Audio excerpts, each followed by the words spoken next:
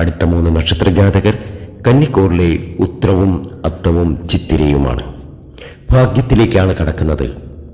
ജീവിതത്തിൽ ഒരുപാട് പ്രതിസന്ധികൾ ഉണ്ടായിട്ടുണ്ട്, ഒരുപാട് വിഷമതകൾ അനുഭവിച്ചിട്ടുണ്ട്. ഇനി അനുഭവിക്കാൻ ഒന്നും ബാക്കിയില്ല. എന്നാൽ ഇവരുടെ സകല സങ്കടങ്ങൾക്കും സകല ദുഃഖങ്ങൾക്കും ഒരു അറുതി വന്ന് രക്ഷപ്പെടുവാൻ ഇവർക്ക് സാധിക്കുകയാണ്. ഇവർ ആഗ്രഹിച്ചതൊക്കെ ഇവർക്ക് നേടിയെടുക്കാൻ കഴിയും. ഇവരുടെ തടസ്സങ്ങളെല്ലാം മാറി ഇവരുടെ ജീവിതം രക്ഷപ്പെട്ടു തുടങ്ങും. കന്നിക്കൂറിലെ ഉത്രത്തിനും അത്തത്തിനും ചിത്തിരയ്ക്കും ഇത് ഭാഗ്യത്തിൻ്റെ സമയമാണ്. ജനന സമയപ്രകാരം ചില ഫലാനുഭവത്തിൽ വ്യത്യാസം വരാമെങ്കിലും നിങ്ങളെ സംബന്ധിച്ച് മെയ് 1 മുതൽ ഉയർച്ച തന്നെയാകും. ഏറ്റവും അനുകൂലമായ സമയം.